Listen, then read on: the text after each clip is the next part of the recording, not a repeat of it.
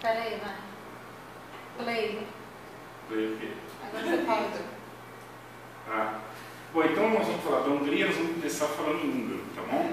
Isso aqui a gente pronuncia o J e o I, então isso aqui é Jöregel. Então eu falo e vocês respondem, tá bom assim?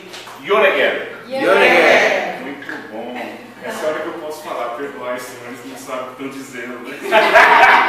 Jesus Eu estou dizendo bom dia, tá? Jöregel é bom dia em húngaro.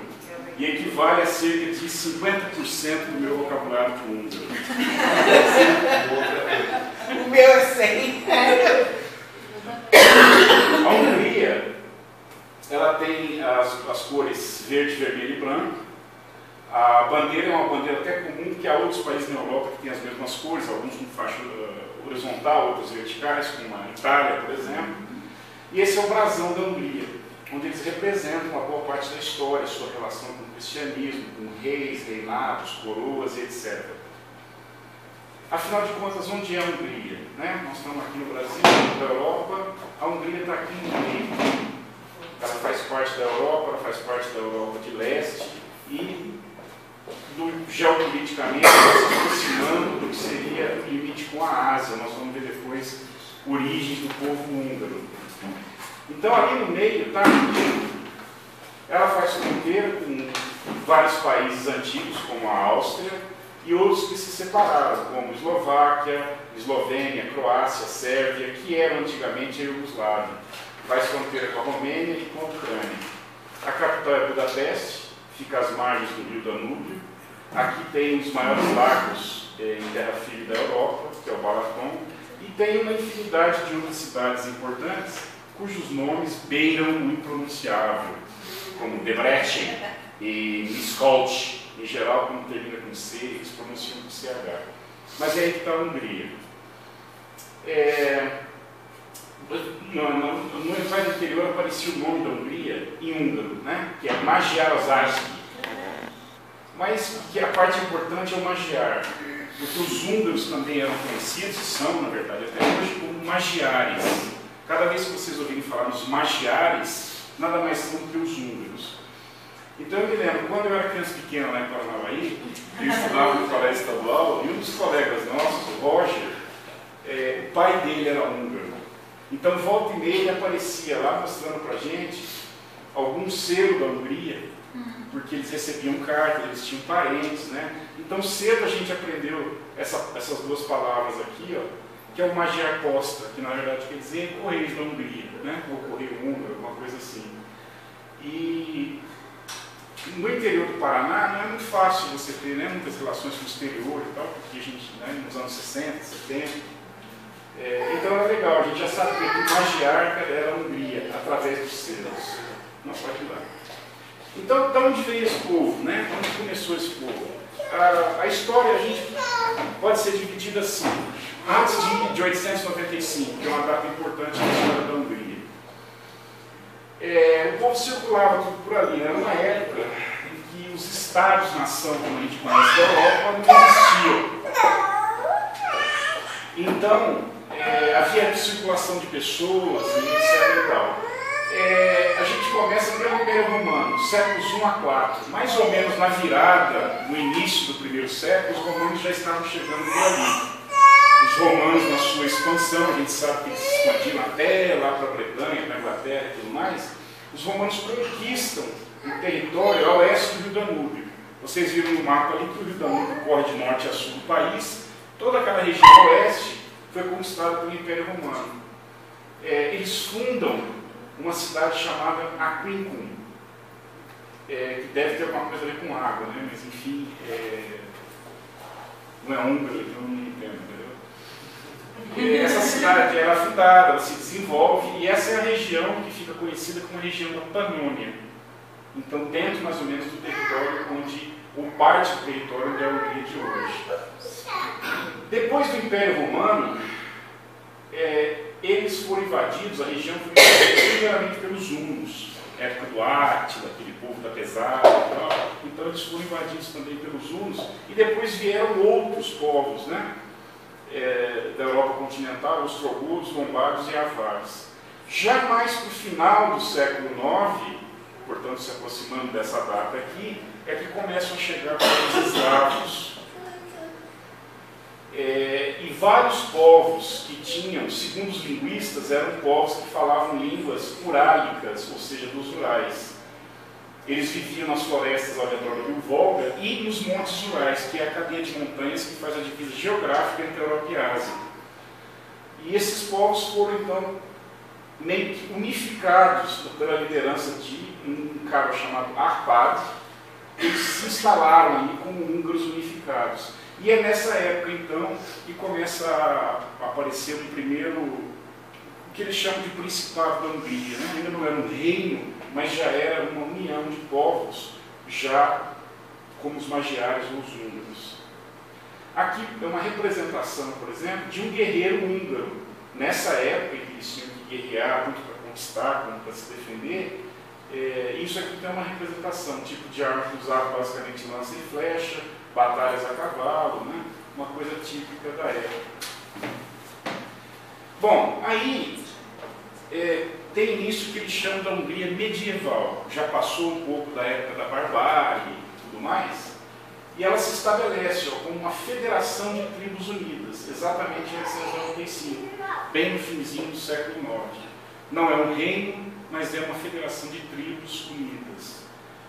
É uma época que coisas importantes aconteciam na história europeia, como, por exemplo, a dissolução do Império Carolíngio, que tinha acontecido mais ou menos 50 anos antes.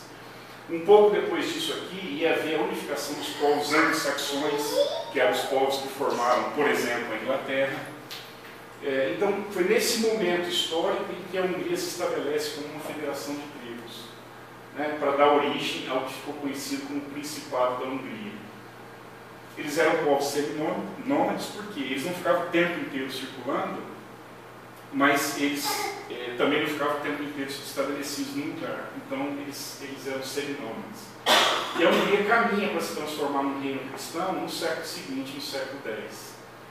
Era uma época em que a Hungria tinha um exército muito forte e eles faziam muitas incursões. Eles não era uma época que eles estavam conquistando territórios ainda, mas eles faziam muitas incursões e ataques em território europeu.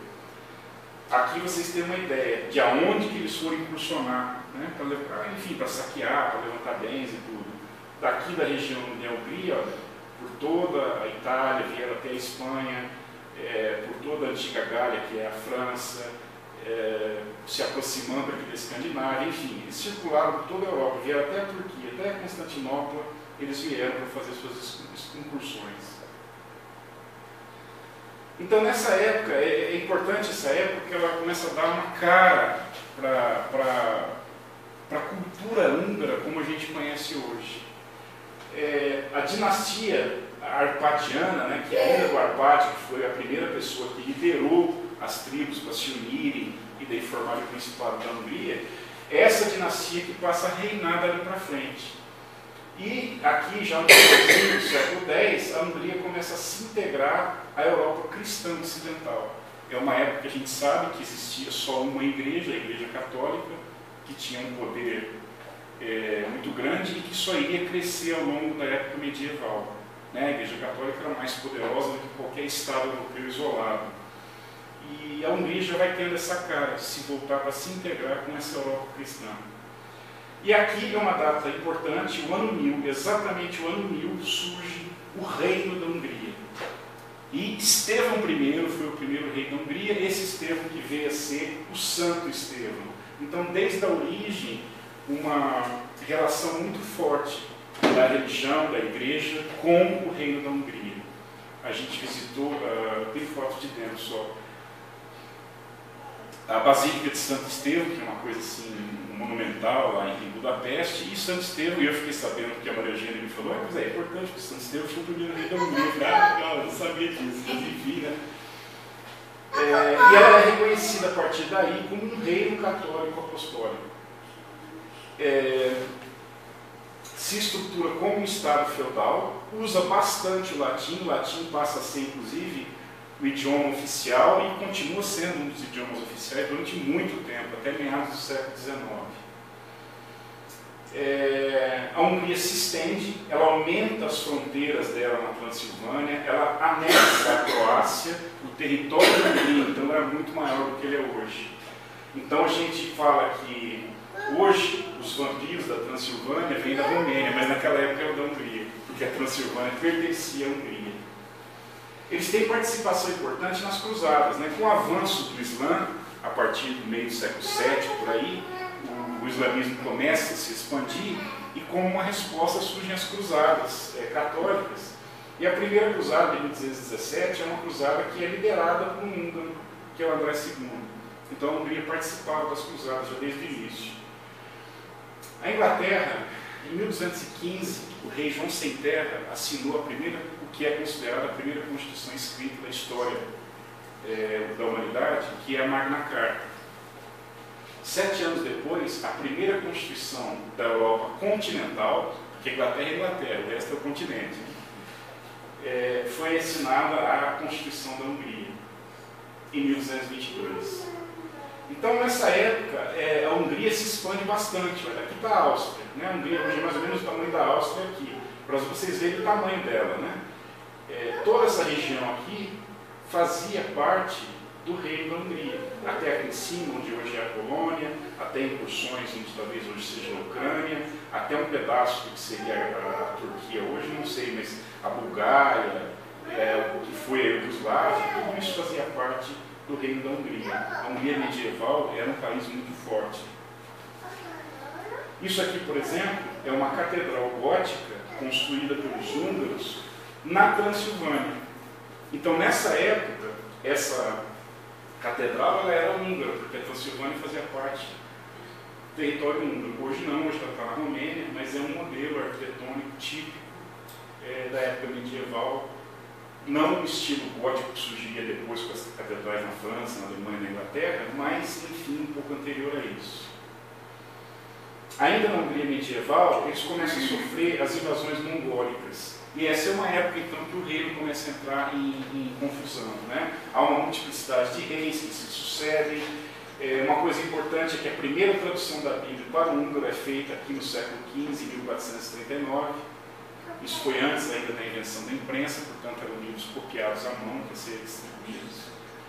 E mais no final do século XV, começa o declínio da Hungria. Exatamente consequência da instabilidade. Eles passam a ter menos prestígio internacional que eles tinham, há uma maior instabilidade política, o progresso social chega a ser paralisado, e também nessa época eles sofrem a invasão otomana, e os otomanos iam ficar na Hungria durante quase 2 séculos. Então aqui era o inverso, houve uma época em que a Hungria é que estava se expandindo, agora ela já fazia parte do Império Otomano. Isso é uma representação. Eu não sei se preferia que apagar essa luz, você falou, não faz diferença agora. Isso é uma representação exatamente de invasões otomanas, né? Vestimenta típica da época, de novo a guerra a cavalo, o uso de espadas, já aparece menos aqui a questão das flechas, mais lanças, mas é uma representação típica de uma época de invasão otomana, na Hungria e em outras regiões, né? Bom, aí passa o período otomano e daí já vai chegar mais no século XVIII. Muitas coisas vão contribuindo para a formação da Hungria moderna. A guerra contra o Império Habsburgo é onde a gente estuda muito rapidamente história, a paz dos Habsburgos e tudo mais. E isso passa a ter uma formação cultural dentro da própria Hungria, porque o povo começa também a se mesclar com os Habsburgos. Depois vem as guerras napoleônicas, que afetaram a Hungria. Napoleão começou a se expandir, guerrear em várias frentes, chegou até a Rússia, e nessa passagem, obviamente, ele influenciou reformas começam a ser feitas, né, no reino, reformas políticas, reformas econômicas, tudo isso vai moldando. E acaba surgindo o Império Austro-Húngaro, ou seja, a Hungria se junta com a Áustria e passa a constituir um país só. eles tinham algumas características, porque afinal de contas são povos distintos, né? Os povos da Áustria têm uma origem mais germânica, os da Hungria têm uma origem mais eslava, então são línguas diferentes, então não é facilmente mesclável. Então eles tinham dois parlamentos, né? Um na Hungria, outro em Viena, duas capitais. Mas eles tinham um monarca único, que é um monarca famoso, na Áustria principalmente, que é o Franz Josef I, que governava de uma maneira unitária as duas partes do Império Austro-Húngaro. E é nessa época, porque havia duas cidades importantes, que eram Buda e Pest. É nessa época que as duas cidades então se unem para se transformar numa só, que é a que a gente conhece hoje por Budapeste. Isso acontece em 1873. Há uma divisão clara lá, o Rio Danúbio, a parte mais alta, que fica a oeste do rio, é a parte que se chama de Buda, e a outra parte mais baixa é Peste. Então, mas a cidade passou a ser uma só, e Budapeste era a capital da Hungria. Essa foto aqui eu trouxe para mostrar porque eu falei do rei, o Franz Josef I. Ele foi uma figura importante nessa época, no Império Austro-Húngaro.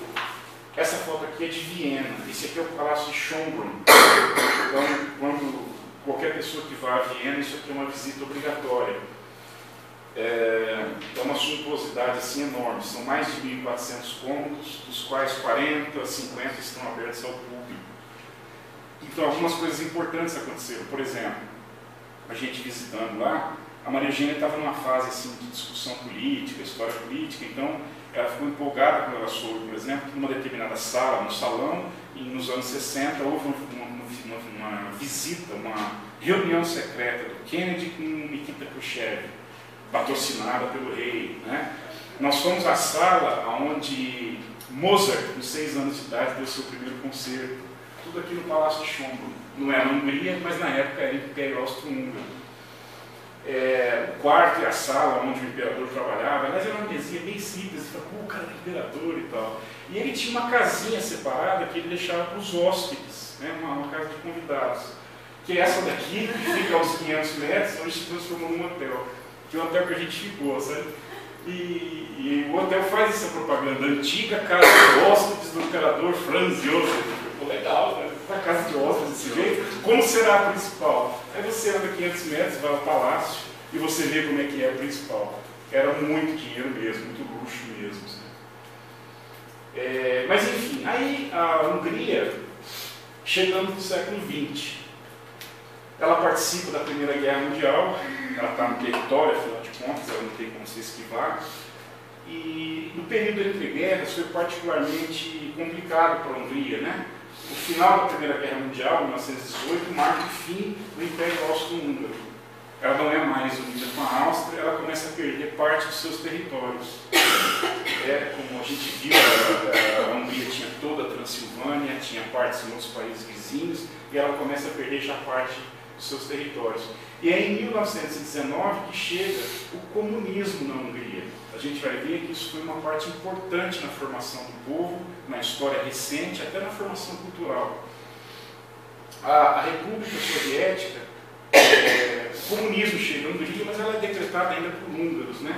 Aí vem a Segunda Guerra Mundial. Na Segunda Guerra Mundial, há um momento em que a Hungria está, inclusive, pressionada de todo quanto é lado, porque ela está numa certa periculosidade com a União Soviética, pela questão do regime, mas ela está pressionada pela Alemanha, que, de novo, assim como Napoleão tinha feito na passagem para combater na frente russa, a Alemanha também. Foram invadidos, né, para alemães, depois liberados e tudo mais. Isso acontece durante a Segunda Guerra, e logo após o fim da guerra, há então a invasão soviética. Agora o país não é mais comunista só porque os húngaros são comunistas ou resolveram ser, mas eles foram invadidos pelos soviéticos. E aí vem o Tratado de Paris, de 47, que mexeu nas fronteiras no pós-guerra, mexeu muito nas fronteiras do país. E é aqui que a Hungria acaba de perder o restante dos seus territórios que ela não conseguiu manter. Nesse momento, a Hungria perde, né, totalizando, ela perde 70% de todo o território que ela tinha. E passa a ser a Hungria com as fronteiras atuais que a gente já viu no começo. Depois da guerra, então, começa a era comunista. O nome do reino da Hungria ele muda para a República Popular da Hungria. Há um processo de stalinização do país, onde eles vão se aproximando cada vez mais das diretrizes do governo soviético. Em 53 morre o Stalin, então há um processo de desestalinização do país, mas eles continuam sob o jugo soviético. É uma época, inclusive, que o governo monitorava atividades religiosas, né, como era comum nos países comunistas. E até que em 1956, o povo húngaro resolve que chega, né? Eles querem se libertar e existe a Revolução, que não dá certo, né? A Revolução de 1956, que ocorre entre outubro e novembro de 1956. É uma época mais tumultuada ainda, há a queda do governo, eles formam milícias para batalhar contra os soviéticos, e é representativo da época um massacre ocorrido pelas tropas soviéticas promovem dentro de Budapeste em 4 de novembro. Até 1989 é que vai terminar o regime comunista. Nessa época, por exemplo, isso aqui no dia 4 de novembro, isso aqui foi um tanque soviético que foi atacado e destruído pelas milícias húngaras. Houve um momento em que eles estavam, de fato, em vantagem. Parecia até que eles iam conseguir à força a sua libertação. Nós estivemos lá agora em fevereiro, eu e a Maria Eugênia, e a gente foi visitar. As próximas fotos foram feitas pela Maria Eugênia. Isso aqui é chamado lá em Budapeste de a Casa do Terror. É um prédio onde, em parte dele, funcionava locais que eram utilizados como prisão para os inimigos do governo, do regime, ou tortura, na linha talvez do que foi o Código no Brasil, só que um pouco mais intenso. E eles preservaram isso porque é uma história importante, né, para as pessoas conhecerem e não deixarem que aconteça novamente. Isso é uma coisa importante no país. Eu tenho um amigo dos tempos que eu morei a primeira vez na Inglaterra, que ele é húngaro, ele está morando agora em Budapeste de novo, mas ele tinha imigrado uma época. E eu consegui o e-mail dele através de uma amiga comum, mas eu só consegui mandar o e-mail para ele no final de semana, ele só viu na segunda a gente não estava mais lá. Mas eu disse a ele que a gente visitou a Casa do Terror, ele falou que ele nunca foi. Mas ele fala assim, e o mais triste é que era tudo verdade. Mas enfim, aí você tem algumas representações, né, da época, uma bandeira que usada na época, transporte, aqui vídeos e fotografias que contam um pouco da história, representação de pichações, né? A gente pode ver, por exemplo, um dos rifles, enfim, das armas que era utilizado na época. Havia vários bustos representativos, entre eles o de Stalin, né? Aqui a gente pode ver, isso aqui era um equipamento, uma mesa de eletricidade que era usado para a tortura, né? Os choques elétricos era assim, era o mesmo. As coisas que estão aqui são coisas que efetivamente eram usadas na época, inclusive naquele local. Então a gente conheceu, né, uma mesa com eletricidade que era para tortura, aqui os sistemas de comunicação deles, né, que eram na época utilizados, que acho que era considerado inclusive sofisticado para a época, né. A gente pôde visitar, por exemplo, uma das celas, era assim que era uma cela onde eles ficavam presos, né, janelinha aqui em cima, um cárcere, tudo fechado, e até uma forca, aonde, vez por outra, foram enforcados os dissidentes. A Maria Eugênia ficou bastante impressionada com essa visita, e ela escreveu, acho que nesse mesmo dia ou no dia seguinte, um texto, como se ela fosse uma personagem do dia 4 de novembro de 56, uma personagem húngara, né? Ela escreveu o texto, depois até ela levou para a escola e tudo mais, o pessoal gostou, e a gente traduziu. Outro dia eu e ela estávamos conversando, a gente traduziu, eu vou ler para vocês, é uma página só. Então imaginem como ela se imaginou. É um húngaro, uma húngara preso no dia 4 de novembro de 56. Ela foi descrevendo assim, né, como ela teria se sentido. O título é Derrotados. Minha prisão e assim o selar do meu destino aconteceu em 4 de novembro de 1956. Nós, o povo de Budapeste, havíamos nos reunido em bloco na praça principal. como abelhas ao redor da estátua derrubada de Stalin, com um triunfo pós-revolucionário estampado em nossos rostos. Apesar de nossos exaltados cânticos patrióticos, a cena parecia assustadoramente frágil. Assim, quando os primeiros tanques inimigos entraram na cidade, despejando tropas doutrinadas vestidas de verde militar, sabíamos que seu propósito era sufocar sem misericórdia a nossa revolta. Seu número era simplesmente esmagador. Minhas memórias consistiam em sons duros e imagens nebulosas indistinguíveis, em virtude das surras levadas de soldado após soldado. A luta não se caracterizava como uma guerra civil interna, mas sim como a de um exército estrangeiro bem equipado, esmagando com incrível força o movimento nacional. A facilidade com que eles nos tinham derrotado me atormentava até agora, à medida que minha mente alternava entre o passado e o presente. Mãos seguravam meus braços com muita força de ambos os lados. Dedos insensíveis mordiam a carne já marcada por hematomas. Meus joelhos se dobraram com um simples esforço de andar e eu cambaleei para o lado e trombei no homem à minha esquerda. Eles só executam os saudáveis. Esta era a frase que penetrava e repenetrava meu cérebro, embora isso parecesse não importar aos uniformes que me conduziam ao bloco de madeira. Sou saudável bastante. No começo, demos as boas-vindas aos soviéticos, embora cautelosamente. Nós passamos a conhecer os guardas e éramos corteses com suas famílias. Logo, aprendemos que eles não se importavam com o socialismo, com os pobres, e não ligavam para o conceito de independência política verdadeira. Apenas seguiam ordens, nada mais. Chamá-los de pessoas teria sido uma grande injustiça com aqueles que se rebelaram ao meu lado, aqueles que foram alvejados por tiros e deixados para morrer nas ruas ensanguentadas de Budapeste, enquanto lutávamos para reivindicar nossa libertação. Quando estávamos certos de nossa liberdade, tinha sido fácil cair numa percepção idílica da nossa terrível realidade. Agora que nossa independência tinha sido esmagada pela bota soviética, as exclamações triunfantes de pouco tempo atrás pareciam uma provocação. A forca de madeira entrava e saía de fogo, e através da névoa enganosa da exaustão, meu destino parecia menos palpável. Percebi então que morrer como mártir não era o jeito que pretendia acabar. Mas ainda assim fui forçado a continuar. Me arrastar e ser arrastado pelos 3 degraus toscamente esculpidos no bloco de madeira, sem meios ou força para externalizar a raiva que se manifestava em mim. Ela pulsou nas minhas veias e tremeluziu pela minha visão. Sangrou pelos meus lábios que tremiam. Vi o homem em pé atrás do patíbulo, impassível, torcendo a ponta da corda em suas mãos, e rangi os dentes para ele antes de ser virado de costas para a forca. Fui agarrado pelos cabelos e minha cabeça foi violentamente puxada para trás, quando o laço foi colocado em volta do meu pescoço. Meu olhar encontrou o do guarda soviético. Procurei em seus olhos um pequeno traço de humanidade, mas não havia nenhum. Entre dentes, dirigi a ele uma última acusação, ao mesmo tempo em que uma ordem era gritada atrás de mim. Sem desviar o olhar, ele deu o último passo à frente e chutou o bloco de debaixo dos meus pés. Então foi uma coisa assim. Nasceu uma romancista. O texto ficou muito bom. Ela até ganhou um prêmio de criatividade literária por causa desse texto. Realmente. Mas enfim, essa era a sensação do povo húngaro nesse momento, né? Está sendo esmagado pelo invasor. Mas isso passou.